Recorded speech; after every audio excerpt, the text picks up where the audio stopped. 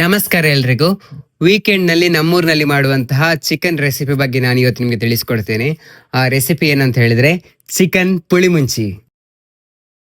ಮೊದಲಿಗೆ 3 tea spoon ಅಷ್ಟು ಕೊತ್ತಂಬರಿ, 1 ಟೀ ಸ್ಪೂನ್ ಕಾಳು ಮೆಣಸು, 2 ಟೀ ಸ್ಪೂನ್ ಅಷ್ಟು ಜೀರಿಗೆ, ಒಂದು ಅರ್ಧ ಟೀ ಸ್ಪೂನ್ ಅಷ್ಟು ಮೆಂತೆ ಕಾಳನ್ನು ತಗೊಳ್ಬೇಕು.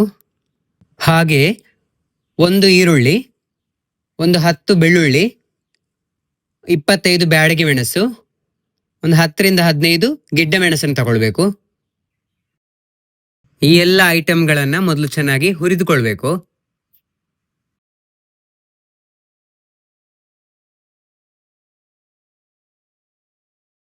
ಹುರಿದಿಟ್ಟಂತಹ ಮಿಶ್ರಣಕ್ಕೆ ಒಂದು ಸಣ್ಣ ತುಂಡು ಹುಳಿಯನ್ನು ಹಾಕಿ ರುಬ್ಬಿ ಮಸಾಲೆ ತಯಾರು ಮಾಡ್ಕೋಬೇಕು.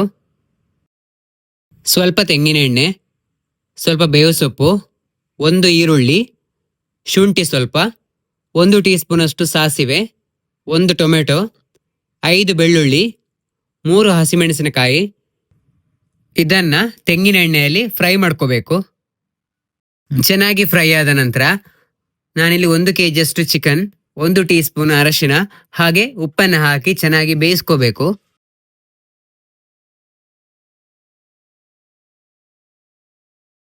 ಚಿಕನ್ ಪೀಸ್ ಸರಿಯಾಗಿ ಬೆಂದ ನಂತರ ಅದಕ್ಕೆ ರುಬ್ಬಿದ ಮಸಾಲೆ, ರುಚಿಗೆ ತಕ್ಕಷ್ಟು ಉಪ್ಪನ್ನು ಹಾಕಿ ಚೆನ್ನಾಗಿ ಬೇಯಿಸಿ ಕೊನೆಗೆ ಕೊತ್ತಂಬರಿ ಸೊಪ್ಪನ್ನು ಹಾಕಿ ಮಿಕ್ಸ್ ಮಾಡ್ಕೋಬೇಕು.